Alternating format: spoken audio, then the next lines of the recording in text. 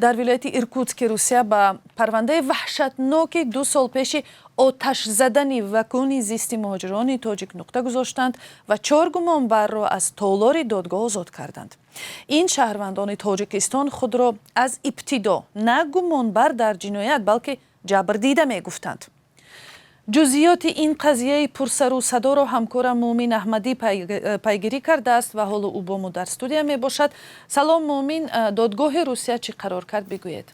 سلام خیرامان، سلام بینندگان عزیز. بگاهی روزی 13 نوامبر دادگاه ولایت ایرکوتسک روسیه آخرین مرافعه 4 شهروند تاجیکستان را برگزار کرده حکم خود را خوانده است که بنابر آن این مهاجران به اوباشی متهم شدند.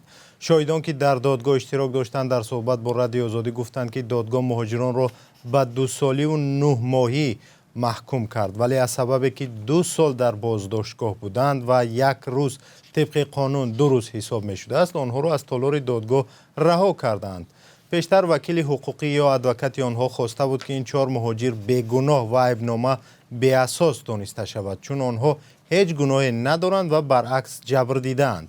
این 4 شهروند تاجیکستان 2 سال پیش روز 12 نوامبر در دهه زلری ایرکوتسک با ساکنان محلی بحث کردند. دیرتر شبانه چند جوان محلی آمده واگن مهاجران را آتش زدند. آن وقت 2 مهاجر هلاک شد و 4 نفر مجروح، ولی مقامات به جای بازداشت ساکنان محلی خود مهاجران را بازداشت کردند.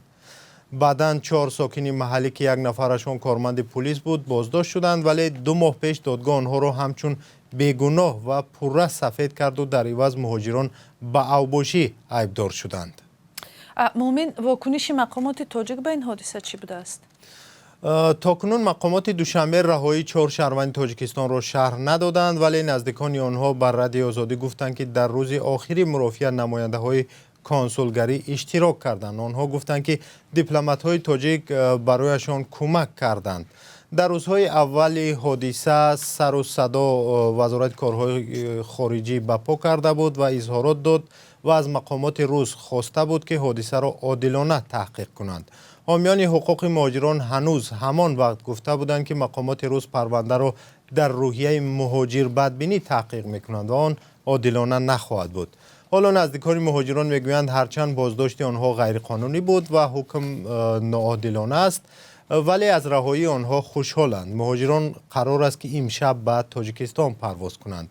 باید گفت آمار دقیقی شمار شهروندان تاجیکستان در زندان و بازداشتگاه روسیه در دست نیست، ولی 2 سال پیش مقامات روسیه شمار تاجیکستانی ها را در مؤسسه های اصلاحی این کشور تا 10,000 نفر می گفتند.